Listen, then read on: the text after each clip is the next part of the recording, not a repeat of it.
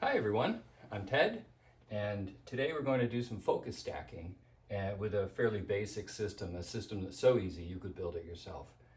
So what a focus stacking system does is it places a specimen exactly at the correct focus for a lens, and the lens is typically wide open to get the highest resolution. In this case, I'm using a 65 millimeter Canon macro lens that goes from 1 to 5x, which is an excellent lens. The specimen is moved exactly to the focal point, an image is taken, and then it's moved a little bit further and another image is taken until you go through the whole object that you're interested in photographing. In the end, the resulting images are combined in software. This special form of digital photography allows infinite focus. And so today's specimen is a really odd one. It's the tongue of a red-bellied woodpecker, and it's something that most people have never seen. But it's like a little harpoon, and the bird will put this harpoon into a hole and pull out a worm or a grub or whatever insect that they're trying to catch. So let's go into some of the details. Okay, let's go through some of the equipment here. This is a 12-volt DC power supply, and it's actually designed for LEDs in maybe a kitchen application or something. But it's a nice, clean 12-volt power supply, and they're not very expensive. It controls the 12 volts to the stepping motor driver, which is here.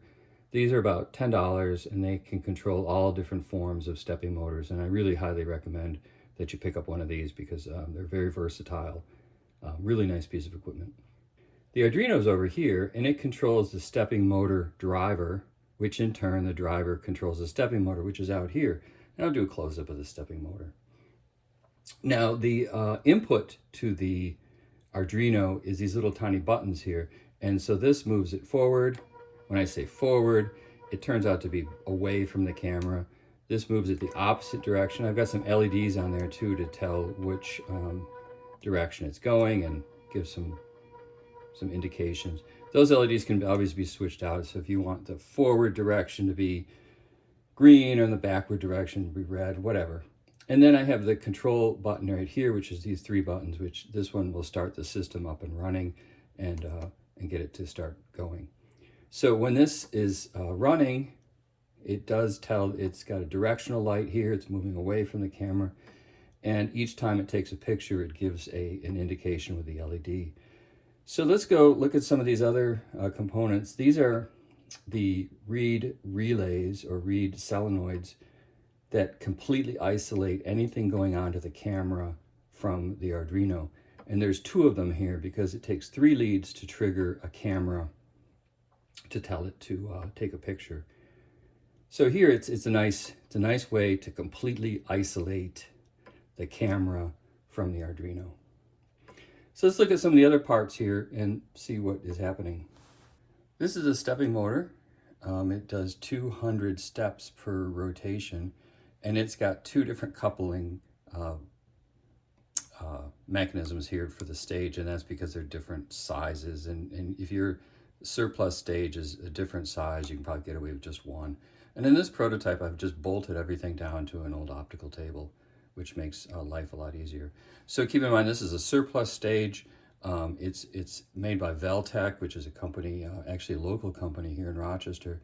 But they're very common and they are very stable.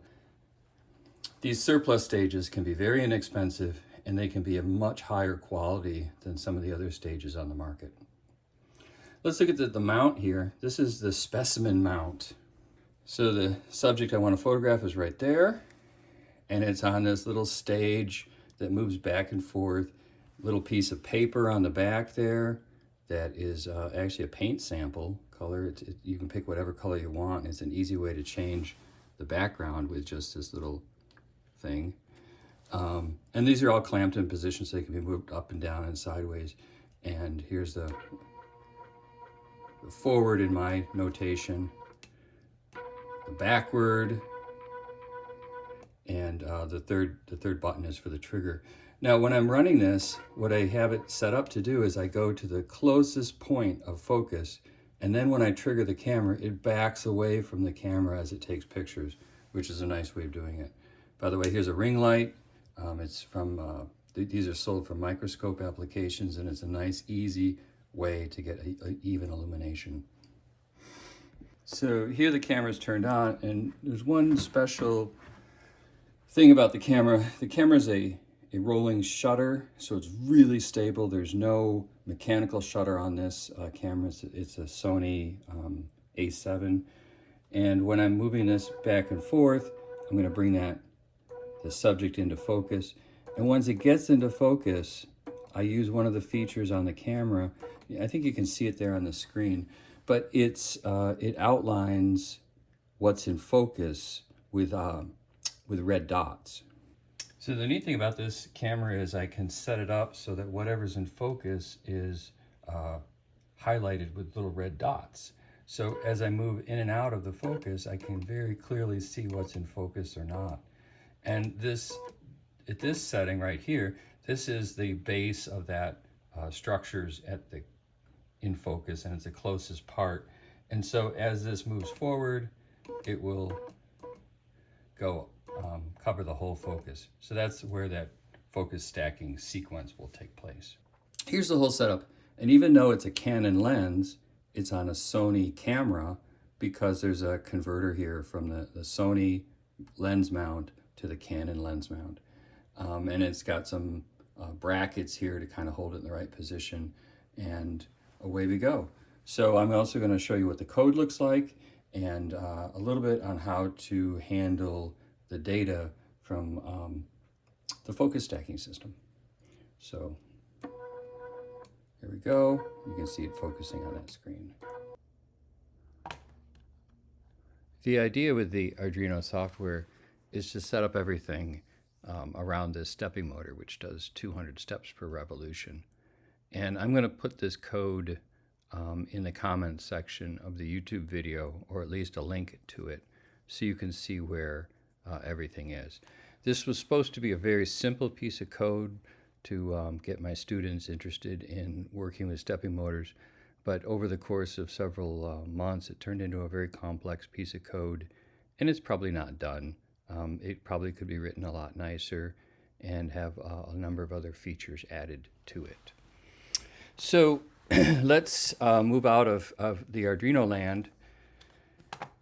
So the software that we're going to use is the Helicon Focus software, and I'm just going to go through a little bit of how this software combines images. So to get this started, what I do is I go to my focus stacking software. This is the image that I took just a few minutes ago. And these are all the files that the camera collected as part of the focus stacking software. And so what I do is I drag them into the Helicon focus space, and you can start to see that there's little parts of the image that are in focus here, but everything else is out of focus.